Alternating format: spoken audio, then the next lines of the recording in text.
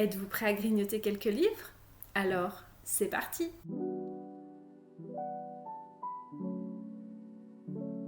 Bonjour et bienvenue sur cette chaîne pour une nouvelle vidéo. Vous l'aurez vu dans le titre, nous allons faire aujourd'hui ce que l'on aime le plus sur cette chaîne mais que l'on ne respecte jamais. Il s'agit d'une pioche à lire plus qu'une pile à lire pour le challenge Cozy Book Challenge organisé par Louise de la chaîne Rêve ta vie en lecteur. Vous le savez, j'adore faire des piles à lire, des pioches à lire, même si je ne les respecte pas, même si je n'arrive jamais au bout et du coup je ne valide jamais mes challenges, mais tant pis, l'important étant de participer et de se faire plaisir au niveau de ses lectures. Et donc cette année, j'ai décidé de participer au Cozy Books Challenge. Pas que les autres années ne m'intéressaient pas, au contraire, j'aimais beaucoup les thématiques qui étaient présentes les autres années. C'était juste, voilà, niveau personnel, j'avais pas le temps de faire une pile à lire, ni même de lire, donc je n'avais pas participé. Cette année, j'ai un peu de temps, donc je me suis fait une très belle pile à lire. Je ne lirai bien sûr pas tout. Il est fort probable que les livres présents dans ces catégories changent possiblement au cours du mois, mais voilà, nous verrons bien ce que l'avenir nous réserve. En tout cas, je suis très contente de pouvoir participer cette année. Le Cozy Books Challenge est donc un challenge littéraire avec quelques petites options supplémentaires pour ceux qui le souhaitent. Je vous laisserai aller voir en barre d'informations, je vous mets bien sûr la chaîne de Rêve ta vie lecteur, donc de Louise, pour que vous puissiez retrouver sa vidéo pour avoir toutes les explications. C'est un challenge littéraire qui donc se déroule sur le mois de mars. Il y a 4 menus thématiques qui reviennent chaque année, mais pour lesquels Louise renouvelle toutes les sous-catégories, les titres, les mots-clés, etc. tous les ans. Et donc les grosses thématiques, dirons-nous, sont les Disney, les séries télé, les jeux vidéo et les jeux de société. Ça nous fait en tout, il me semble, 16 catégories. Donc 16 romans à lire en un mois. Clairement pour moi, chose impossible, sauf si je fais une insomnie pendant un mois et que je passe mes journées à lire. Là, oui, effectivement, je lirai peut-être 16 livres. Là, clairement, si j'arrive déjà à en lire 8, je pense qu'on sera bien. Sachant que certains sont des gros pavés, clairement, je lirai pas tout. C'est une pile à lire assez éclectique, hein, puisque nous avons des one-shots, des premiers tomes de séries, des suites de sagas, des services presse, du thriller, de la fantasy, de la science-fiction, j'allais dire du policier, mais j'en vois pas, une petite romance quand même. Bref, on a un peu de tout. Ça me paraît plutôt équilibré. Certains se liront plus vite que d'autres. C'est très bien. Et ben, je vous propose de commencer tout de suite. Donc, premier menu de ce challenge, il s'agit donc de la thématique sur Disney qui cette année est tournée autour du Roi Lion. Je vous mettrai les templates, je sais pas où, droite ou gauche, quelque part, pour que vous puissiez suivre plus facilement et retrouver les mots-clés. Et donc, première sous-catégorie, il s'agit de « Je voudrais déjà être roi » avec pour mots-clés « Royauté, destin et duo ». Dans cette catégorie, j'ai mis un pavé que j'ai envie de lire depuis plusieurs mois, plusieurs années, puisqu'il est dans ma pile à lire, je crois, depuis 2023, 2024, 2023, il me semble. Qui me fait très envie. J'aime beaucoup cet auteur, mais celui-ci me fait peur, tout simplement parce qu'il est gros. Voilà, c'est tout. Ce n'est pas une excuse, me direz-vous, mais voilà, c'est souvent pour ces raisons-là que je ne sors pas certains romans, donc on arrête d'avoir peur des pavés, et cette année, on les sort. Et donc, il s'agit de La piste des cendres d'Emmanuelle Chastelière dans les éditions Folio SF. Alors, pourquoi j'ai mis, me direz-vous, dans cette catégorie ce roman? Eh bien, tout simplement parce que Hazel, donc, qui est le personnage principal que l'on suit, dans le résumé, on nous dit qu'il fuit son destin. Voilà, je ne peux pas aller chercher plus loin. Il y avait le mot destin, ça match. Je ne veux pas relire le résumé, je sais que c'est un mélange entre plusieurs styles, on va dire, puisqu'on parle d'heroic fantasy, de western, de littérature des grands espaces. Le personnage principal, je crois, est un fils illégitime qui s'enfuit en gros parce qu'il ne s'entend pas du tout avec sa famille et qui se retrouve plus ou moins pris dans une guerre. Enfin voilà, ça a l'air d'être assez dense. Je sais pas trop à quoi m'attendre. Maintenant, j'aime tellement la plume d'Emmanuel Chastelière que je me dis que même s'il y a plus de 700 pages, oui, parce qu'il fait plus de 700 pages, sinon c'est pas drôle, je me dis que vu que j'aime beaucoup sa plume, ça devrait quand même se lire assez vite. Deuxième sous-catégorie de ce menu, il s'agit de l'histoire de la vie avec pour mots-clés cycle de la vie, éléments et divinité. Alors ici, j'ai décidé de mettre Rocaille de Pauline Cidre donc dans les projets Silex. Pourquoi, me direz-vous? Parce que la première phrase nous dit que Gésil ne dort plus depuis qu'il est mort et qu'il a été ramené à la vie. Donc je me dis mort, vie, on est sur le cycle de la vie, clairement. Je pense qu'on pouvait difficilement mieux trouver. Le reste, éléments, divinité, j'en ai aucune idée. Mais je veux pas en plus en savoir, je ne sais pas exactement le résumé et j'ai pas vraiment envie de le relire non plus. Je sais qu'on nous parle de roi, de son sang qui était vert autrefois, enfin il y a plein de choses qui ont l'air sympas, il y a quand même un côté, je sais pas, j'ai l'impression un peu dark, j'aime beaucoup la couverture avec ce crâne là. Du coup je me dis que, voilà, en plus il est dans ma pile à lire depuis un moment, j'ai très envie de le lire. J'avais beaucoup aimé de Pauline Cidre, je crois que c'était Le Dieu d'automne et d'hiver, ça s'appelait, et que j'avais beaucoup apprécié, donc voilà, je suis très intriguée par ce roman. J'ai plutôt hâte de voir ce qu'il en est. On est sur 487 pages, ça devrait se lire quand même assez vite, c'est assez aéré hein, les projets Silex, donc j'aime beaucoup leur charte graphique et ce qu'ils ont fait. Donc nous verrons ce que donnera celui-ci. Troisième sous-catégorie, il s'agit de L'amour nous guidera avec pour mots-clés différence et amour sous toutes ses formes. Alors, j'aurais pu mettre beaucoup de choses dans cette catégorie qui ne soient pas de la romance, puisque vous savez que moi et la romance, c'est encore une histoire un peu compliquée. Mais il y en a un que j'ai dans ma pile à lire depuis trop longtemps aussi et qu'il faut absolument que je sorte savoir si je le garde ou pas, et j'ai appris récemment qu'en plus c'était un premier tome de trilogie, donc il faut qu'il sorte. Il s'agit de La toute petite reine de Agnès Ledig dans les éditions Flammarion.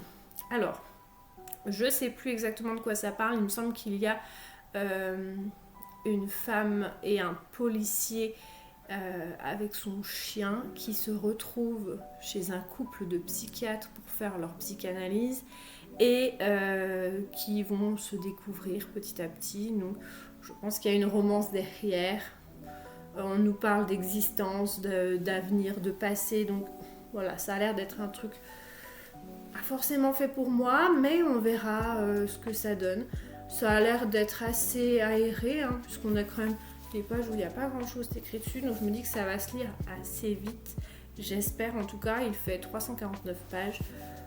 Voilà, un petit roman qui devrait être lu assez rapidement, en tout cas j'espère, pour me faire avancer dans cette pile à lire. La dernière sous-catégorie de ce menu, c'est Nous sommes un avec pour mots-clés Found Family, quête identitaire et foyer. Alors ici c'est plus compliqué pour moi parce que je sais jamais trop quoi mettre dans ce qui est Found Family et c'est une fois que j'ai lu que je me rends compte que c'en était. Pareil, tout ce qui est foyer, je vois pas trop où on veut en venir, et quête identitaire j'en avais plein, mais on part sur des sagas de fantasy, j'avais pas trop envie de me lancer dans une grosse saga, donc j'ai essayé de trouver quelque chose d'autre et alors j'ai mis quelque chose qui correspond aux mots-clés mais qui me fait un peu peur. On verra, je vais le tenter quand même, et qui n'est pas non plus un petit roman. Il s'agit de Faerie de Raymond Ifest que j'ai dans les éditions Bragelonne. Raymond Ifest fait partie des auteurs que j'aimerais découvrir. J'ai plusieurs romans de cet auteur dans ma pile à lire, mais qui me fait un peu peur pour plusieurs raisons, et celui-ci encore plus, puisque je l'avais vu passer sur la chaîne de Chroniques de Lully, qui en avait parlé comme étant avec un côté un peu horrifique, qui plaisait pas forcément. Elle avait pas passé un mauvais moment, mais elle avait pas non plus surkiffé sa lecture. Et bah ça me fait un peu peur, parce que moi l'horreur, vous savez, c'est pas trop mon truc. Donc, je sais pas trop. Par contre, au niveau des mots-clés, on est clairement sur un foyer. On peut pas parler de found family, parce que là, on suit carrément une famille. Mais on est sur un foyer où ils viennent d'acheter en fait une maison qui est magnifique et tout ça.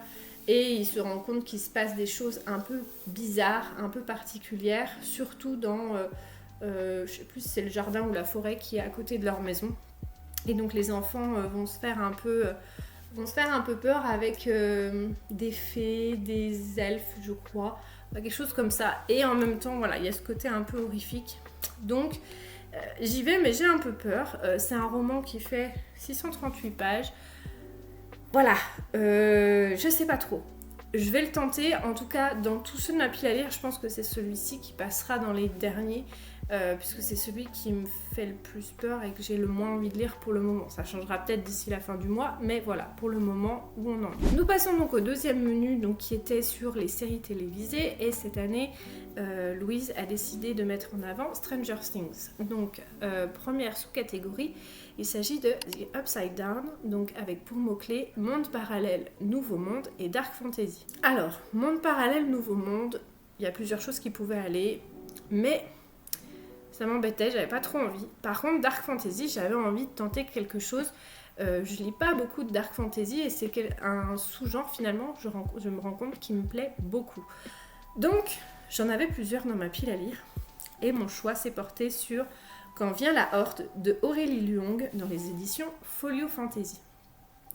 Pareil, je crois que je l'ai vu passer sur la chaîne de Lucie Alu. Qui en avait fait un très bon retour, et donc c'était de là que je l'avais pris. Donc on est clairement sur de la dark fantasy. On suit un personnage qui va se faire enlever par une horde qui est dirigée par une femme sanguinaire. Enfin, on nous parle de vengeance, on nous parle de sang, on nous parle de guerre. Voilà, ça a l'air vraiment assez barré, enfin en tout cas assez sanglant. Et en plus de ça, c'est sur un univers inspiré de l'Asie médiévale, ce que je n'ai pas l'habitude de lire non plus, donc j'ai plutôt hâte de voir ce que les deux réunis peuvent faire. On est sur un roman qui fait 464 pages. Écoutez, ça se lit, je pense, plutôt bien, J'espère que ça se lit bien. En tout cas, je suis très intriguée par ce roman et ça fait un petit moment que je l'ai dans ma pile à lire, donc c'était l'occasion de le sortir. Deuxième sous-catégorie, il s'agit de Donjons et Dragons avec pour mots-clés amitié, groupe de personnes et créatures. Alors, pareil, là j'aurais pu mettre plein de choses. Il y a plein de choses qui peuvent aller là-dedans. J'ai décidé de mettre un roman que j'ai depuis également un petit moment. En fait, je crois qu'ils sont tous là depuis un petit moment dans ma pile à lire. Il n'y en a pas beaucoup qui sont là récemment parce que j'essaye de lire quand même ceux qui sont anciens. Il est là depuis un petit moment. Il me fait de l'œil, mais en même temps, il me fait peur. Et c'est pas parce qu'il est gros cette fois. Non, c'est parce que j'avais commencé à lire les premières pages et le style était assez lyrique, poétique et j'avais pas réussi à me mettre dedans. Donc je retente. Il s'agit de La Nuit du Faune de Romain Lucaso que j'ai dans les éditions Albin Michel Imaginaire. Pourquoi dans cette catégorie ? Parce qu'un faune c'est une créature et qu'il va rencontrer une petite fille qui se nomme Astrée et qui est en fait une créature très ancienne. Voilà, donc je me dis ça fait deux créatures, ça match. Donc il est pas très long, il fait 250 pages. Il est vraiment pas long, mais il me fait peur. Je vous dis, le style est assez lyrique, j'ai l'impression. Alors, j'ai pas lu énormément, je crois que j'avais lu les 3-4 premières pages histoire de me faire une idée. Mais voilà, j'ai un peu peur. Mais j'ai très envie de le découvrir. Romain Lucaso est un auteur qui m'intéresse énormément également pour ses autres écrits, mais je voulais commencer par celui-ci, il est temps de sortir. Troisième sous-catégorie, il s'agissait de Vecna avec pour mots-clés temporalité, science-fiction et immortalité. Alors là, j'ai mis celui qui est là depuis trop longtemps, qui est énorme et que je veux lire absolument, mais qui me fait peur, comme d'hab. Il s'agit de 22-11-63 de Stephen King que j'ai dans les éditions Albin Michel. C'est un énorme pavé qui fait 900 et des bananes. Je ne sais plus. 935 pages. On est sur un gros bébé. Et en plus, c'est pas écrit très très gros. Hein, voilà.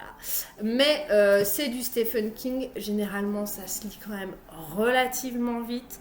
C'est assez page-turner, donc je me dis que ça peut quand même aller assez vite. J'avais vu la série en lien avec ce roman que j'avais adoré. Et je voulais absolument du coup découvrir le roman qui était tiré de cette série. D'où le fait qu'il soit dans cette pile à lire, mais il est là depuis avant 2023, je pense. En tout cas 2023 sûr. Bref, il est là depuis longtemps, il me fait très envie, mais alors là clairement c'est parce qu'il est énorme que j'ose pas y aller quoi. Je me dis que j'en ai pour 3 semaines dessus et j'ai pas envie de passer 3 semaines dessus non plus. On verra ce qu'il en est, peut-être que j'irai très vite, je vous dis, peut-être que ça va se lire super vite. Au niveau du pitch, on est sur... alors j'ai pas de résumé, si j'en ai un là. Un professeur d'anglais qui doit aller empêcher l'assassinat de Kennedy et donc il passe à travers une porte pour retourner dans le temps, l'année du coup de la mort de Kennedy, pour empêcher son assassinat. Donc je trouvais que niveau science-fiction et temporalité, ça matchait plutôt bien. Voilà, j'espère que ça ira, que je serai pas perdue, que ce sera pas trop long, que... On verra.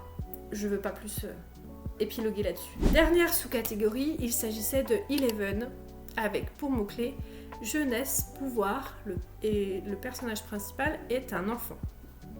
Alors ici, compliqué pour moi, j'ai pas trop de jeunesse dans ma pile à lire, mais j'ai pensé à un roman qui matchait un peu avec tous les mots-clés.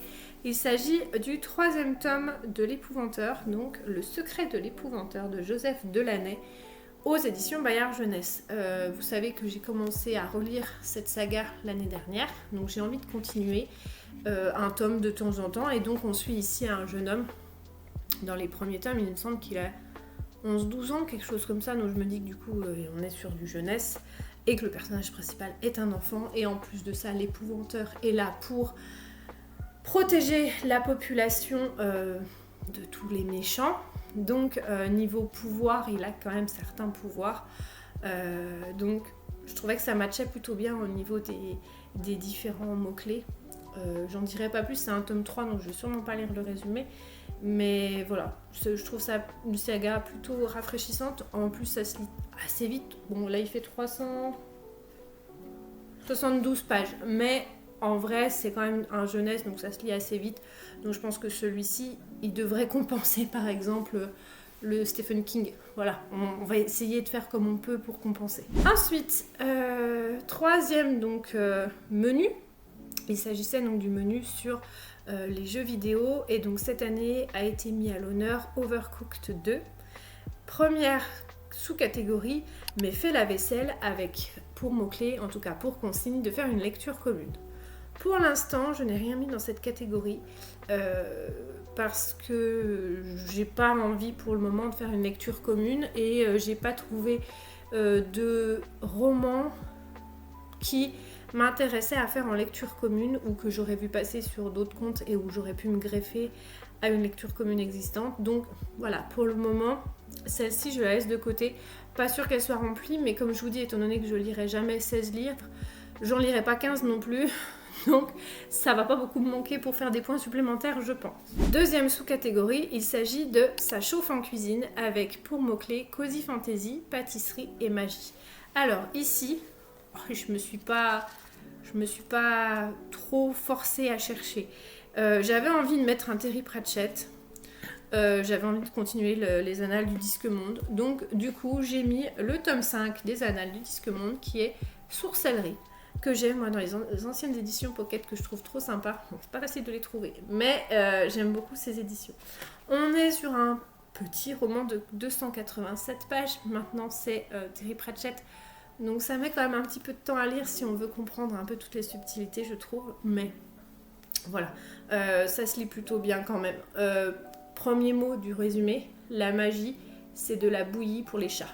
Voilà, Je suis pas allée chercher plus loin, ça parlait de magie malgré tout, même si je doutais pas que Sourcellerie parlerait de magie.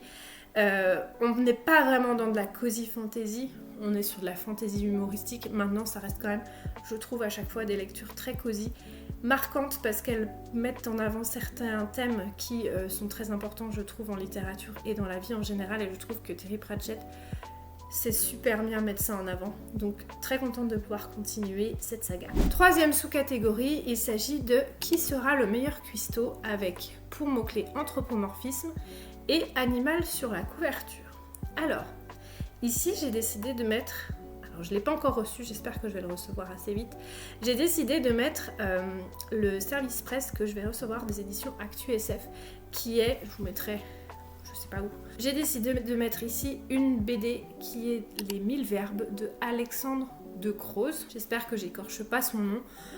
Donc qui vient de paraître au mois de février là dans les éditions Actu SF et que je vais recevoir donc en service presse normalement dans pas longtemps j'espère. Donc pourquoi j'ai mis ça? Parce que si vous voyez bien sur la couverture il y a un cheval. Voilà, donc il y a un animal sur la couverture. Il aurait pu aller aussi dans la catégorie d'après, mais dans la catégorie d'après, j'en ai mis un autre. Donc il fallait que je le casse quelque part, sachant que c'est un service presse, je voulais le lire assez vite. Et au niveau du résumé, je vais vous lire ce qui a été publié donc, par la maison d'édition. Claude de Orville est un vaurien comme un autre. C'est dans le mensonge et le sang qu'il a construit sa noble fortune. Alors, en visite chez son frère et complice de crime, Jacques, le passé des deux hommes les rattrape. Une jeune bohémienne, orpheline, suite au meurtre de ses parents 10 ans plus tôt par les deux malfrats. Cette dernière leur lance une malédiction. Il ne leur reste plus que 1000 mots à prononcer avant de mourir. Doivent-ils y croire? Voilà, je trouvais que... Enfin, le résumé m'a tapé dans l'œil, c'est pour ça que je l'ai demandé en service presse aussi. Et les graphismes de la BD ont l'air plutôt sympas, donc écoutez, j'ai hâte de voir ce qu'il en est et pouvoir vous en reparler. Alors bien sûr, il aurait pu aller dans d'autres catégories, puisqu'il match sur d'autres mots-clés, mais voilà, je voulais le mettre ici. Il est très bien où il est. Dernière sous-catégorie de ce menu, il s'agit de temps écoulé avec pour mots-clés le plus petit livre de notre palle ou un graphique. Donc vous voyez, les 1000 verbes auraient pu aller là-dedans, mais j'ai décidé de mettre le deuxième service presse que je vais recevoir des éditions Actu SF, enfin que j'ai déjà reçu puisque je l'ai pris en numérique. Il s'agit en plus d'une novella. Donc ça devrait... Niveau petit livre, on est pas mal, parce que je crois que sur l'e-book, il fait une petite centaine de pages, il me semble. Donc il s'agit de Des perles pour les truies de Maëve Spiral. Voilà, je vais vous lire le résumé parce que moi ça a matché avec moi. Pervenche, Théodebert et Baudouin sont 3 petits voyous des quartiers populaires d'une ville anonyme. Vivotant en truandant et rackettant les établissements de plaisir, ils rêvent d'une vie meilleure et pourquoi pas de devenir riches. Pervenche plus encore que ses 2 compères. Pour elle, qui est une femme à la stature imposante, il n'y a pas beaucoup de perspectives d'avenir. Elle sait qu'elle peut compter sur Baudouin qui a toujours une bonne idée. Justement, ce dernier est sur un gros coup. Un de ceux qui pourrait leur permettre de s'extraire de la pauvreté, un coup qui leur permettrait de passer les grilles de la haute ville pour devenir des gens importants. Mais est-ce un si bon plan? Un texte de crapule fantaisie sur l'amitié et les choix de chacun et chacune. Voilà. Écoutez, je ne sais pas du tout à quoi m'attendre, on verra bien, mais ça m'intéressait quand même plutôt pas mal. Et nous passons du coup au dernier menu de ce challenge. Il s'agissait du menu sur les jeux de société et cette année, le jeu de société mis à l'honneur est Time Bomb, avec pour première sous-catégorie élémentaire mon cher, et donc pour mots-clés complot, enquête et cozy mystery. Alors, j'avais tenté les cozy mystery il n'y a pas longtemps, si vous vous souvenez, si vous avez vu le vlog de janvier il me semble. Ça n'aurait pas super bien matché avec moi, donc je suis partie plutôt sur les mots complot et enquête et j'ai sorti pareil une relique de ma pile à lire. Il s'agit de La Machine Ernetti de Roland Portiche dans les éditions Le Livre de Poche. On nous parle d'une enquête, on nous parle d'un scientifique qui a laissé des notes pour construire une machine à voir dans le temps et alors il y a un côté religieux, je sais pas trop ce que ça va donner. Un prêtre va partir en arrière pour prouver l'existence du Christ. Je sais pas trop, je sais que on va quand même partir sur une course folle, donc entre le Vatican, la CIA, le KGB, le Mossad, en pleine guerre froide. Donc je me dis, il y a un côté enquête, complot sûrement. On est sur un thriller, voilà. Ça se lit assez vite généralement les thrillers, donc on verra. J'ai vu que c'était également un premier tome de trilogie. Je m'attendais pas à ça. Je pensais que c'était un tome unique, mais non. Et donc il fait 529 pages. Donc écoutez, on verra. Ça se lit plutôt bien généralement les thrillers. On verra ce qu'il en est de celui-ci. La deuxième sous-catégorie, donc il s'agit de Trouve le fil ou Boom, avec pour mots-clés antagoniste et personnage moral Y. Alors c'est pareil, cette catégorie, je trouve que c'est toujours difficile de définir s'il y a un personnage moral Y tant qu'on l'a pas lu. Bref, donc je suis partie plutôt sur le terme antagoniste et j'ai décidé d'y mettre Le Temps fugitif de James P. Blaylock que j'ai dans les éditions Rivage Futur.